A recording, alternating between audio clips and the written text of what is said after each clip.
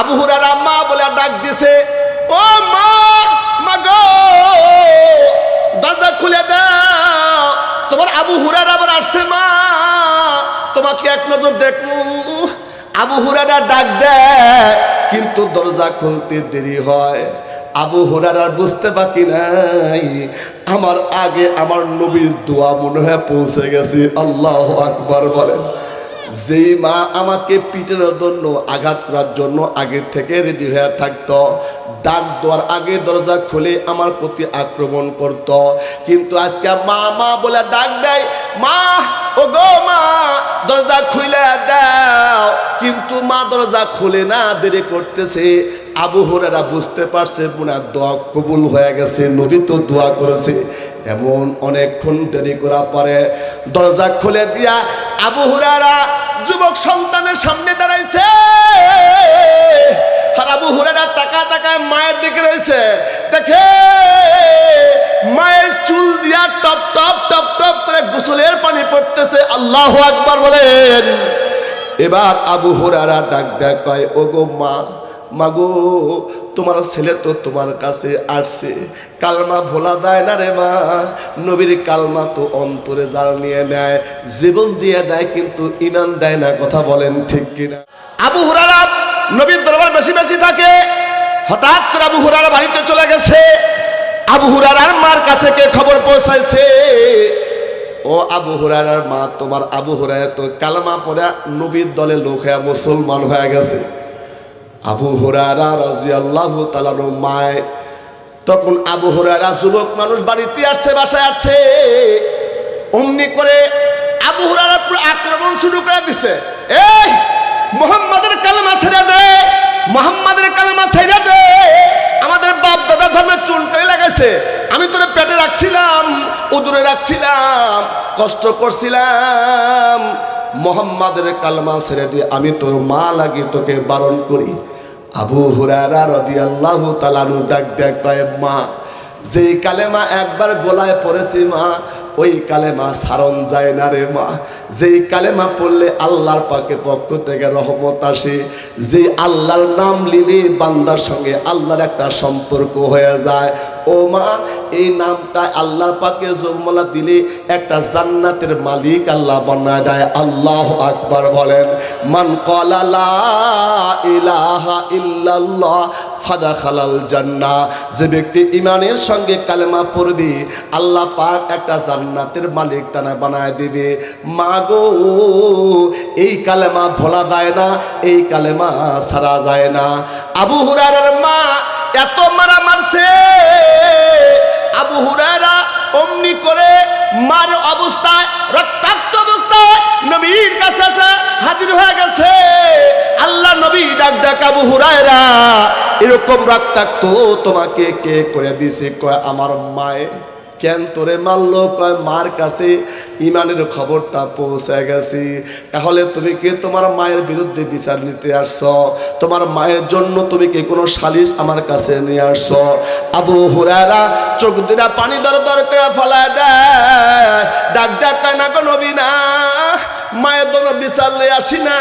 হ্যাঁ, মা যদি কাফের হয়, বাবা যদি কাফের হয়, বাবা মার জন্য কোনো সালিশ আর বিচার চলবে না, তার খেদমত করতে হবে।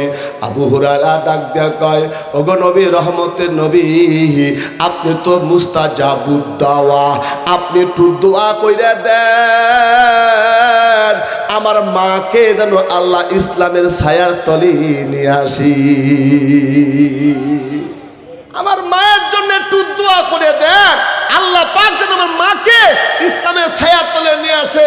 আল্লাহ নবী দোয়া করে দিলেন, যা আবু হুরায়রা, তোর মায়ের জন্য আমি দোয়া করে দিলাম, আল্লাহ ইসলামের জন্য কবুল করে। আল্লাহু আকবার বলেন। আবু হুরায়রা চিন্তা করে গেল, নবী দোয়া করছে, দোয়া তো মিস হবার না। কথা বল ঠিক না?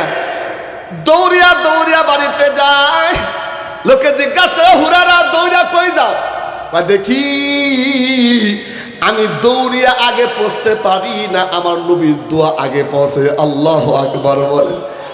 বাড়িতে গিয়া আবু হুরায়রা তার মাকে ডাক ডাকায়, মা, মারে, সময় ওদরের হুরায়রা আবার ফিরে আসছে, মা দরজা খুলে দাও, আমাকে একটু দেখা দিয়ে দাও। আবু হুরায়রা মা বলে ডাক দিছে, ও মা, মা গো দরজা খুলে দাও, তোমার আবু হুরায়রা আবার আসছে, মা তোমাকে এক নজর দেখু। আবু হুরায়রা ডাক দেয়, কিন্তু দরজা খুলতে দেরি হয়। আবু হুরায়রা বুঝতে বাকি নাই, আমার আগে আমার নবীর দোয়া মনে হয় পৌঁছে গেছে। আল্লাহু আকবার বলেন। যেই মা আমাকে পিটানোর জন্য, আঘাত করার জন্য আগে থেকে রেডি হয়ে থাকতো, ডাক দেওয়ার আগে দরজা খুলে আমার প্রতি আক্রমণ করত, কিন্তু আজকে মা মা বলে ডাক দেয়, মা ও গো মা দরজা খুলে দাও, কিন্তু মা দরজা খুলে না, দেরি করতেছে। আবু হুরায়রা বুঝতে পারছে পুনা দোয়া কবুল হয়ে গেছে, নবী তো দোয়া করেছে। এমন অনেকক্ষণ দেরি করার পরে দরজা খুলে দিয়া আবু হুরায়রা যুবক সন্তানের সামনে দাঁড়াইছে। আর আবু হুরায়রা তাকায় মায়ের দিকে রয়েছে, দেখে মায়ের চুল দিয়া টপ টপ টপ টপ করে গোসলের পানি পড়তেছে। আল্লাহু আকবার বলেন। এবার আবু হুরায়রা ডাক দেয়, কয় ও গো মা, মাগো তোমার ছেলে তো তোমার কাছে আসছে, কালমা ভোলা দেয় না রে মা। নবীর কালমা তো অন্তরে জাল নিয়ে নেয়, জীবন দিয়ে দেয়, কিন্তু ইমান দেয় না। কথা বলেন ঠিক কিনা? ফাঁসির কাস্টে গোলায় ঝুলায় না, কিন্তু ইমান বিক্রি করে না। যারা ইমানে কালমা পড়া ইমানটা পাকা হয়েছে, পাকা ইমান টাকা দিয়া বিক্রি করে না। কথা বলেন ঠিক কিনা? মান ক্বালা লা ইলাহা ইল্লাল্লাহ মুহাম্মাদুর রাসূলুল্লাহ, ইমানের কালমা পড়ে ইমানটা মজবুত করতেছে। আমানতু বিল্লাহি ওয়া মালাইকাতিহি ওয়া কুতুবিহি ওয়া রাসূলিহি ওয়াল ইয়াউমিল আখিরি ওয়াল কদরি খাইরিহি ওয়া শাররিহি মিনাল্লাহি তাআলা ওয়াল বাসি বাদাল মাউত, মৃত্যুর পরে জীবিত করবে কে? জোরে বলেন। ইমানে মুফাসসাল, আল্লাহর প্রতি ঈমান আনছে। আমানতু বিল্লাহি ওয়া মালাইকাতিহি, ফেরেশতার প্রতি ঈমান আনছে। ওয়া মালাইকাতিহি ওয়া কুতুবিহি ওয়া রুসুলি, কিতাবের আসমান যত কিতাব দুনিয়াতে আসে কিতাবের প্রতি ঈমান রাখছে, রাসূলের প্রতি ঈমান রাখছে। আল কদরি খাইরিহি ওয়া শাররিহি মিনাল্লাহি তাআলা, ভালো মন্দ আসে কার পক্ষ থেকে? কার পক্ষ থেকে? জোরে বলেন, কার পক্ষ থেকে? ভালো মন্দ সব কিছু আল্লাহর পক্ষ থেকে আসে। আল বাসি বাদাল মউত, মরণের পরে আবার জীবিত করবে কি? আইলাম গাইলাম মাটি হয়ে গেলাম তো ভালোই ছিল, কিন্তু মৃত্যুর পরে আল্লাহ জীবিত করবে। প্রত্যেকটা মাসে বা বছরে আমি কবরস্থানে যাই আর কবরে একটা দোয়া পড়ি, মিনহা খালাকনাকুম ওয়া ফিহা নুঈদুকুম ওয়া মিনহা নুখরিজুকুম তারাতান উখরা। এই মাটির থেকে তোমাকে জীবিত করা হয়েছিল, মাটির মধ্যে রাখা হলো, আবার মাটির থেকে জীবিত করবে কে? দুইবার। এই যে একবার আসছি দুনিয়াতে, আমার কবর থেকে জীবিত করে জিজ্ঞাসা করবে, মান রব্বুকা আমা দীনুকা আমার নাবিউকা আতারিফুর রাসূল বুইসাল্লাযী ফীকুম। এই ব্যক্তিকে তোমার রবের নাম কি, তোমার ধর্মের নাম কি, আর এই ব্যক্তিকে চিনো যাকে নবী হিসেবে দুনিয়াতে প্রেরণ করা হয়েছিল। নবীর দলের লোক যারা নবীকে চিনবে তারা। কথা বলেন ঠিকই না? নবীর দলের লোক আছে কিনা বলেন? এক কথা বল না কেন? নবীর দলের লোক যারা নবীকে চিনবে তারা রব্বিয়াতের প্রতি বিশ্বাস রাখছে। রব্বুনাল্লাহ আলহামদুলিল্লাহি রব্বিল আলামিন সুবহানা রব্বিয়াল আলা সুবহানা রব্বিয়াল আযীম। রবের সঙ্গে যারা সম্পর্ক করেছে তাদেরকে জিজ্ঞাসা তখন কবরের মধ্যে, আমার রব হলো আমার আল্লাহ, আমাকে খাওয়ায় কি? আওয়াজ দেয়া কন। আসমান জমিনের মালিককে আওয়াজ দেয়া কন। এত সুন্দর করে আমাকে আপনাকে সৃষ্টি করেছি।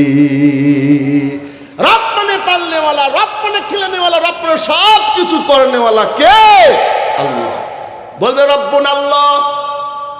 দ্বীনুল ইসলাম, আমার ধর্মের নাম ইসলাম। ইসলাম সে তো পরশমণি, পরশে পেয়েছে খুঁজি, পরশে যারা শোনা হলো তারা তাদের ওই মরা বুঝি। শুধু আঙ্গুল হেলনে শাসন করেছেন যিনি, এই ধরাতে দিয়েছিলেন ফেলে শমশির রসুলের চরণে আল্লাহর নবী বলেছেন, অর্ধ পৃথিবী করিত শাসন ধুলির তক্তে বসি, মানুষে স্বর্গে তুলিয়া ধরিয়া ধুলায় নামিল শশী। যেই উমর সম্পর্কে আল্লাহ পাকিনে বলছেন লাউকানা বাদি নবিয়্যুন লাকানা উমর, আমার পরে নবী যদি হইতো কেউ হইতো সে উমর। ইসলামের কথা বলবে তো, ধর্মের নাম ইসলাম, আমাদের ধর্মের নাম কি? জোরে কন, জোরে কন। এখনকার যুবকদের সন্তান দিয়ে যদি বলা হয় এ তোর নবীর নাম কি কত, আমি একজন নবীর সন্তানকে বলছি এ বেটা তোর নবীর নাম কি কয়? নবী কাজী নজরুল ইসলাম। আমার আপনার নবীর নাম কি? কাজী নজরুল ইসলাম। কথা কন না কেন? ও হলো কবি, কথা কন ঠিক কিনা? অর্থাৎ আপনার সন্তান, আমার সন্তান আজকে ভবিষ্যতে এরা নবী আর কবি পার্থক্য করতে পারতেছে না, কারণ নবীওয়ালা শিক্ষা তাকে দেওয়া হয় নাই, কথা কন ঠিক কিনা? নবীকে চেনানো হয় নাই, আল্লাহকে চেনানো হয় নাই। ওদেরকে ঘুমের থেকে তুলে পড়েছে হট্টি না টিম টিম, তারা মাথায় পারে দিন, তারা খাড়া দুটি সিন, সত্য না মিথ্যা? এ ধরে কারণ সত্য না মিথ্যা? হট্টি না টিম টিম, মাঠে পারে ডিম, তাদের খাড়া দুটি সিন, সিং আলা প্রাণী ডিম পারে, এটা তো মানে গরুও বিশ্বাস করবে না, কতক্ষণ ঠিকই না। সিং আলা পানি কি ডিম দেয়? এই শিক্ষাটা মুসলমানের ঘরে দিতেছে, মুসলমানের সন্তানরা শিখায়া মিথ্যার প্রবচনা হইয়া মিথ্যা মানুষকে ধ্বংস করে। আর সিদকু ইনজি আল কিজবু ইহলিক, সত্যের বিজয় মিথ্যার পরাজয়। ওই মিথ্যা শিক্ষা নিয়ে বাবার সামনে মিথ্যা কথা কয়, মায়ের সামনে মিথ্যা কথা কয়, জনগণের সামনে তো মিথ্যা কথা বহর ছুড়ে দেয়, কথা বলেন ঠিক কিনা? সকালে এক কথা, বিকালে এক কথা, সত্য কথা বলতেই চায় না। এখন মিথ্যা কথা নাই বলে কি এই সমাজে চলা যা ওরে কপাল পরা, কথা বলেন ঠিক কিনা? আমার নবী 63 বছর হায়াতের জিন্দেগিতে একবার মিশা কথা কইছে? কথা কর না কেন? নবীর আদর্শ মিশা কথা ছেড়ে দাও, হাত তুলে বলেন মিশা কথা বলবো না ইনশা, ইনশা। মিশা কথা বলবো না ইনশা। সুদ ঘুষ খাবো না ইনশা। নামাজ ছাড়বো না, জোরে কর। রমজানের একটা রোজাও ছাড়বো না, তারাবি ছাড়বো না। হাত নামান, কষ্ট পাচ্ছেন আপনারা, আমিও যদি একটু কষ্ট পাই মাইকের কারণে, কিন্তু আপনাদের একটু ভালো লাগতেছে। আল্লাহু আকবার বলেন, দুটো হাত রাখুন, নারায়ে তাকবীর, নারায়ে তাকবীর, নারায়ে তাকবীর। আল্লাহ কবুল করুক, আমিন বলেন।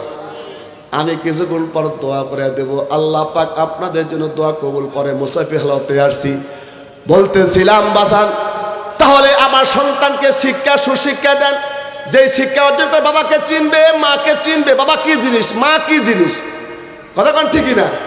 নবীকে, আল্লাহকে, ইসলামকে, এটা চেনার জন্য সুশিক্ষা আগে প্রথমে সন্তানকে মাদ্রাসায় দিবেন।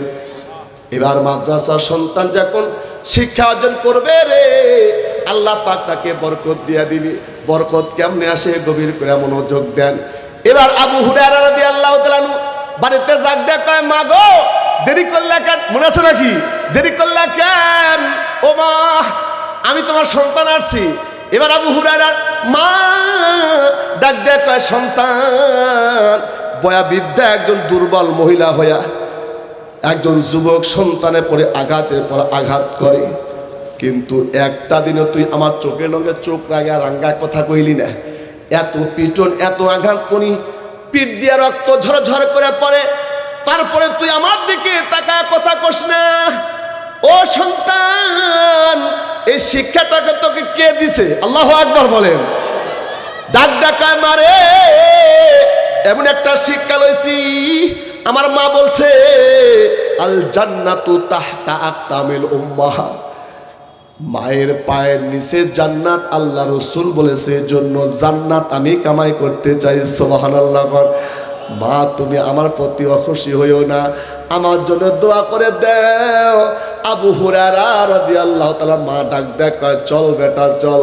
যে শিক্ষা একজন যুবক সন্তানের আঘাত সহ্য করার ক্ষমতা দিয়ে দেয়, ওই নৈতিকতার শিক্ষা আর ইসলামটা আমি আবু হুরায়রার মাও কালমা পড়ে মুসলমান হইতে চাই।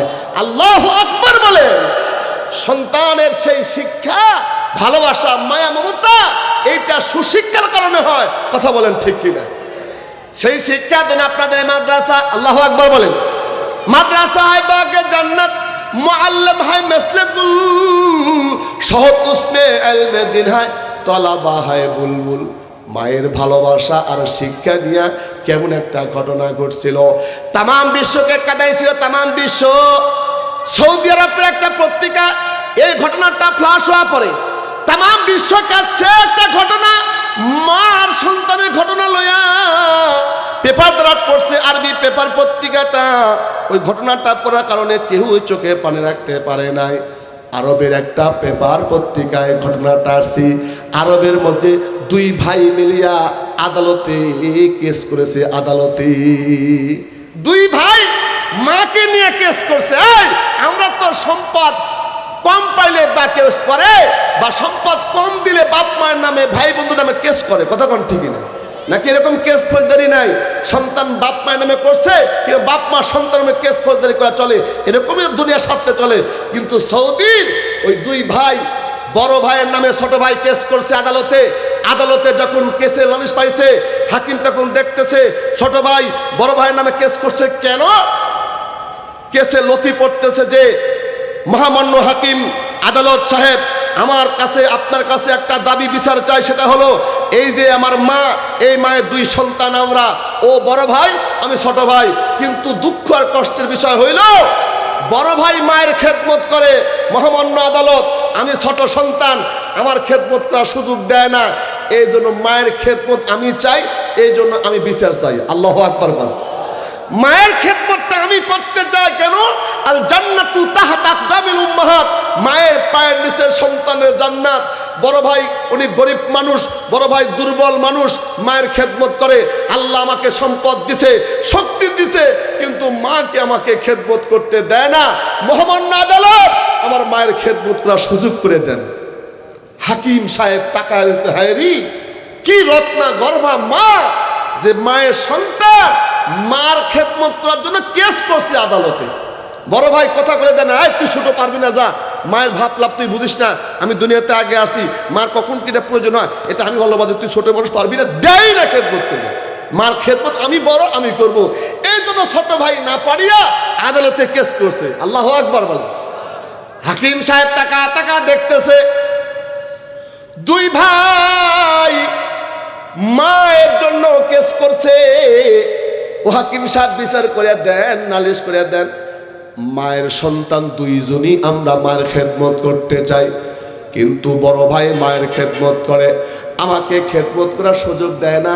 আপনি তো আদালতের রায় দিয়ে দেন, আমাকে তো মা পেটে রাখছিল, বড় ভাইকেও পেটে রাখছিল, আমার একটু মায়ের খেদমত করিয়া জান্নাতটা আমি কামাই করতে চাই।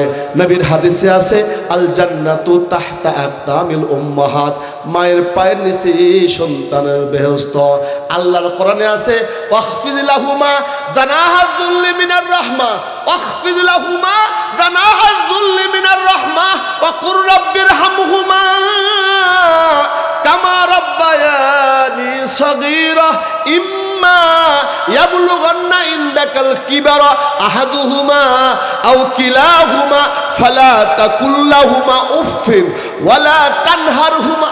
মা যখন বাবা বৃদ্ধ হয়ে গেছে, দুজনই আছে কিংবা একজন আছে, হয় মা মারা গেছে বাপ আছে, না বাপ মারা গেছে মা মারা আছে, মায়ের খেদমত তুমি করো এমন করিয়া, মা বাবার খেদমত করতে গিয়া তুমি উফ বলো না, এইটা করলা কেন, এইটা করলা না কেন, বল কওলুন কালিমা, সুন্দর সুন্দর কথা বলো, সুন্দর সুন্দর ব্যবহার করো।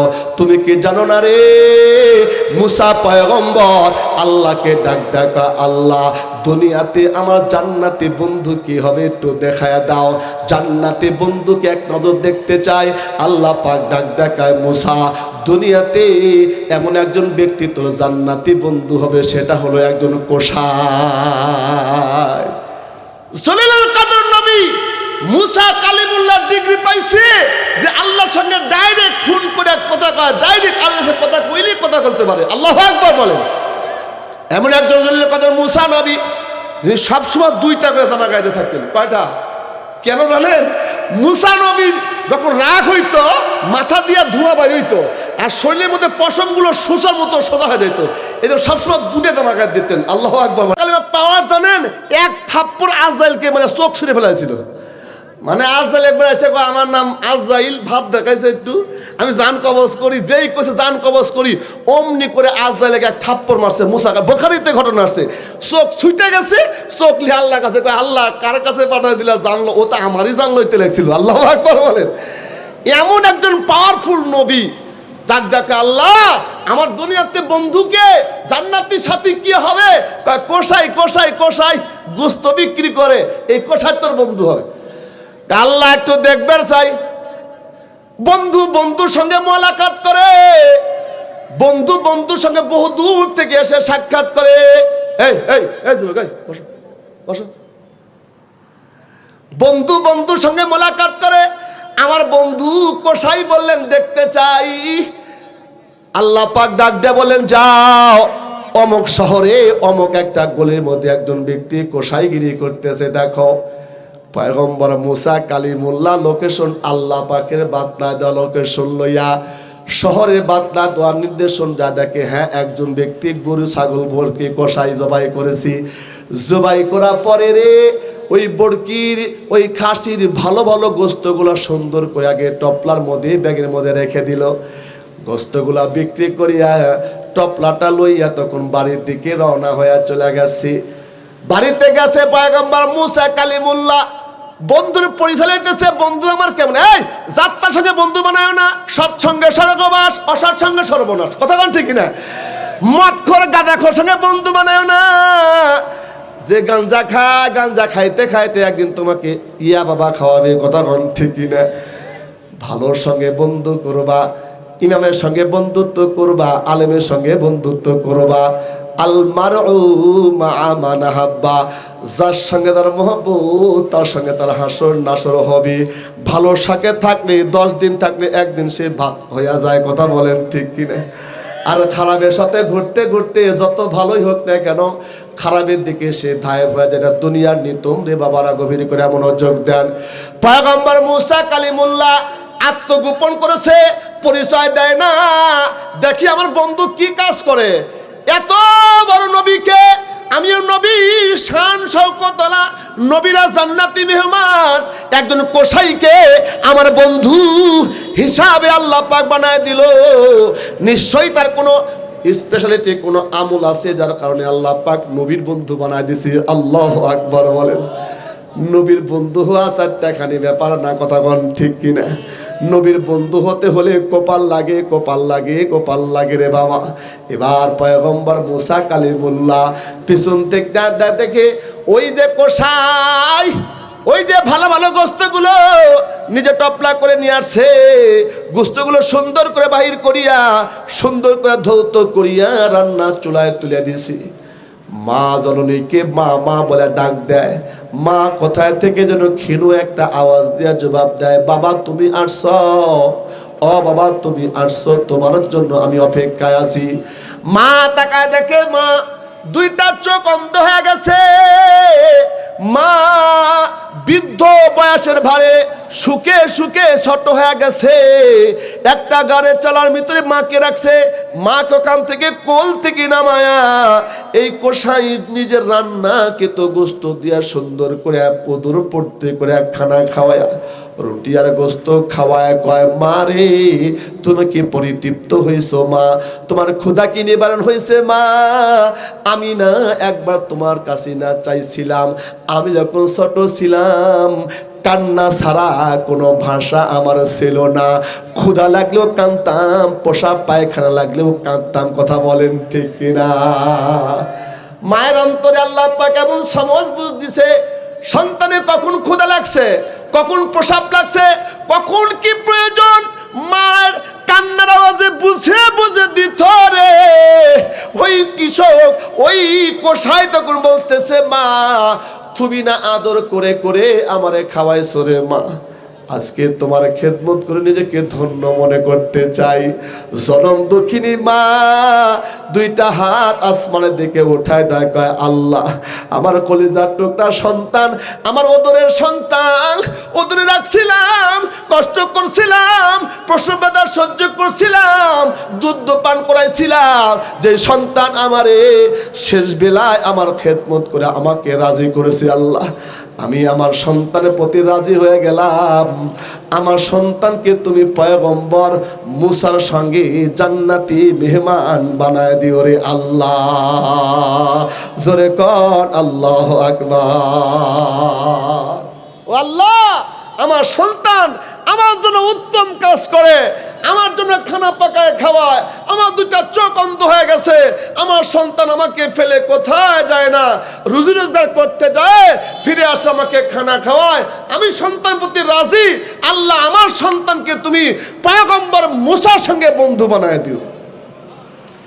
কসাই তখন ডাক ডাকায়, মা রে, ও মা, এই দোয়া তুমি কেমনে করো? কোথায় কসাই আর কোথায় মুসা? কথা কোন ঠিক না? মুসা কালিমুল্লাহ, গুফতে মুসা বাখদায়ে কুহে তুর, গুফতে আহমদ বাখদায়ে আরশে নূর। যেই মুসা তুর পাহাড়ে আল্লাহর সঙ্গে দিদার করে, মা আমি একজন সামান্য ব্যবসায়ী, সামান্য একজন কসাইগিরি করি, আমার কি বন্ধু মুসা হইতে পারে মা? এবার পয়গম্বর মুসা পিছন থেকে ডাক দেখা, হ্যাঁ পারে পারে পারে। আল্লাহু আকবার খান। কেমনে পারে? কে তোর মা মুস্তাজাবুদ দাওয়া, মা যে দোয়া করে আসমানের মালিক সেটা ফাঁকা দেয় না। মা যে দোয়া করে কবুল করে কে? মা ভালো দোয়া করলে কবুল, মন্দ দোয়া করলেও। এজন্য মায়ের দোয়া নিতে, মায়ের দোয়া, বাবার দোয়া নিতে হয়। মা বাবা বড় না, কিন্তু বড় বানায় দেয়। কথা কোন ঠিকই না? দেখেন না, রাজমিস্ত্রি বাড়িতে খুঁজে গেলে একটা টাইলস পাবেন না, কিন্তু এমন রাজমিস্ত্রি আছে ওর বাড়িতে একটা ইটের বাড়ি না, ইট নাই, কিন্তু আপনার বাড়ি বিল্ডিং বানায় দেয়। কথা কোন ঠিকই না? ওরকম মা, মা যদি বড় কিছু না হইতে পারে, কিন্তু দোয়া করে আমাকে আপনার বড় বানায় দিতে পারে। কথা কোন ঠিকই না? অতএব কথা হলো, বৃদ্ধাশ্রমে মাকে রাখা যাবে। কথা কন না কেন? বাপ মাকে বৃদ্ধাশ্রমে রাখা যাবে।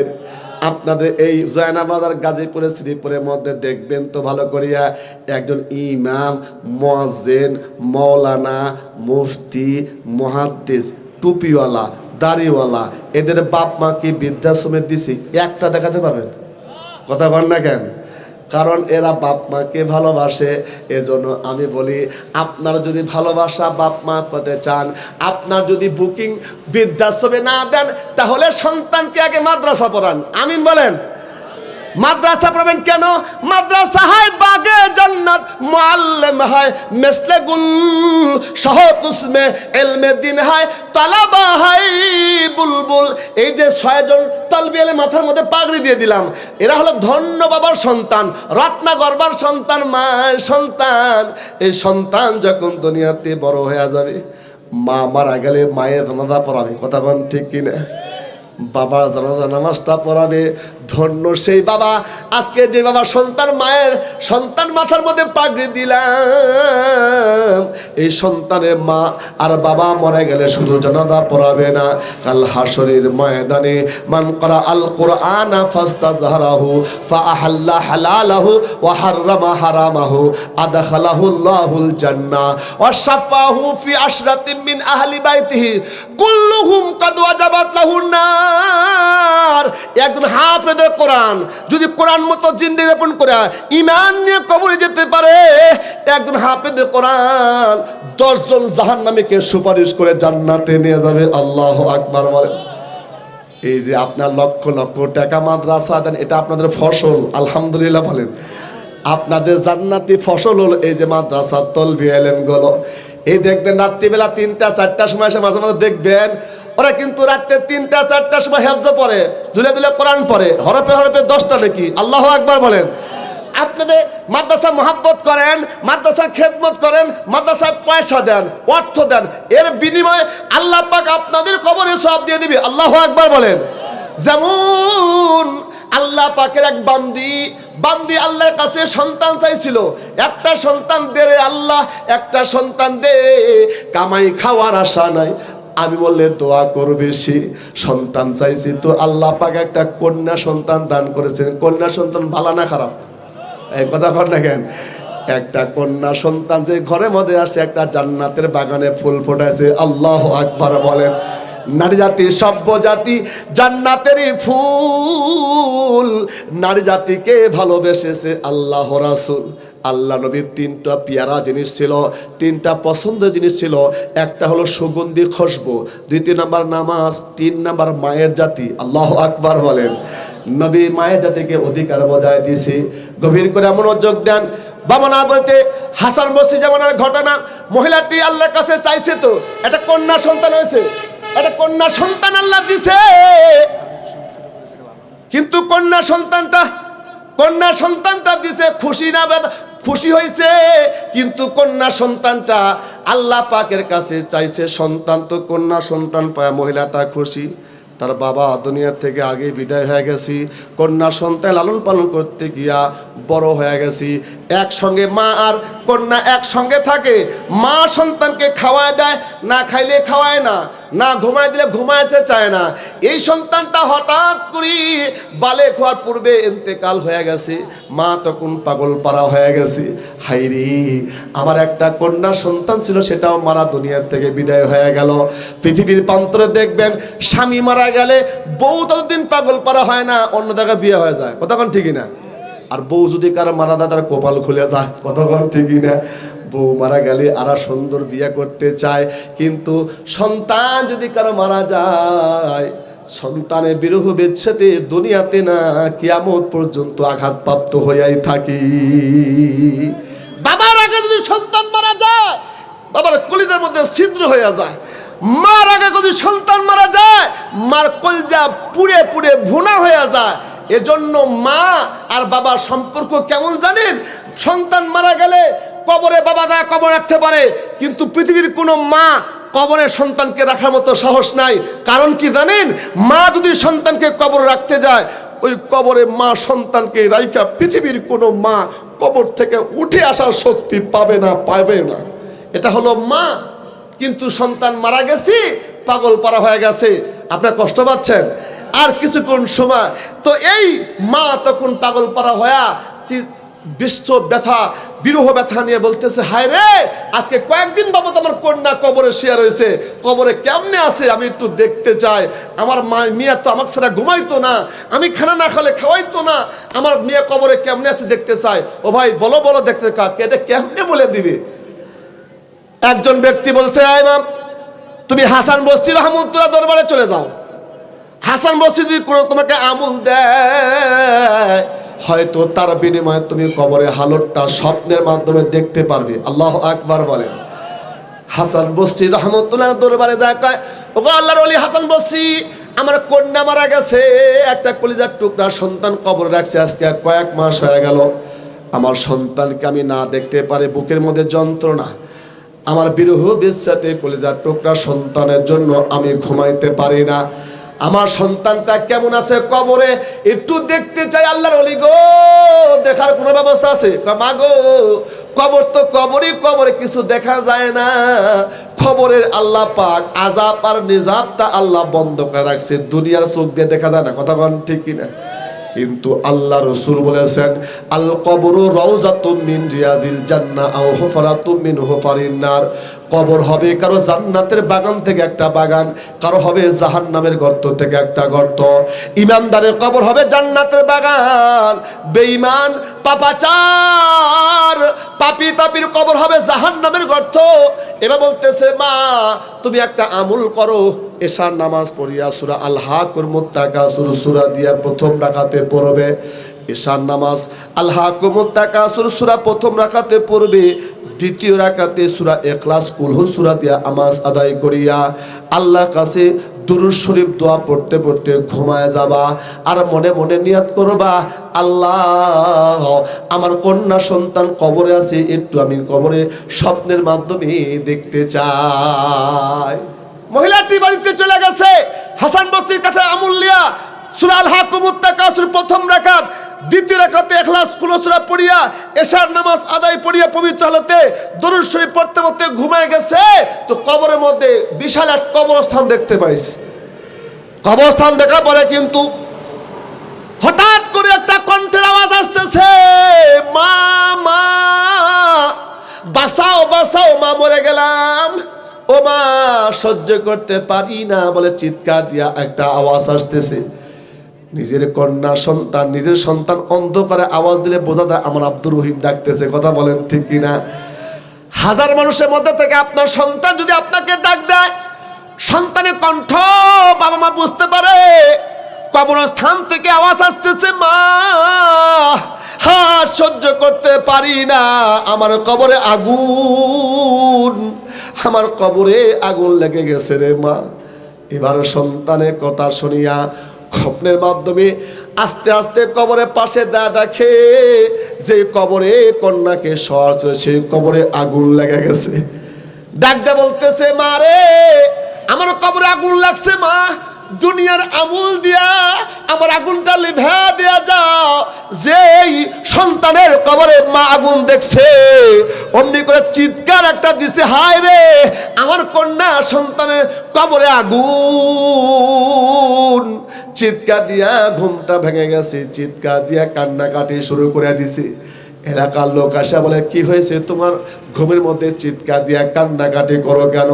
আমি হাসান বস্তির দরবারে গেছিলাম আমার কন্যার কবরে হালতটা জানার জন্য। স্বপ্নের মাধ্যমে আমাকে আমুল দিয়া দিছে, ওই আমুল করিয়া সূরা আল হাকুমুত তাকাসুর প্রথম রাকাতে, দ্বিতীয় রাকাতে সূরা ইখলাস তেলাওয়াত করিয়া এশার নামাজ পড়িয়া দুরূদ শরীফ পড়তে পড়তে ঘুমায় গেছি। আল্লাহর কাছে কইছিলাম আমার কন্যাকে আমি কবরে যেন দেখতে পারি, কিন্তু আমি কবরে দেখলাম আমার কবরে সন্তানের কবরে আগুন লাগছে, আগুন। এখন লোকজন বলতেছে যেখানে আমুল লিছো আগুন লাগছে সেই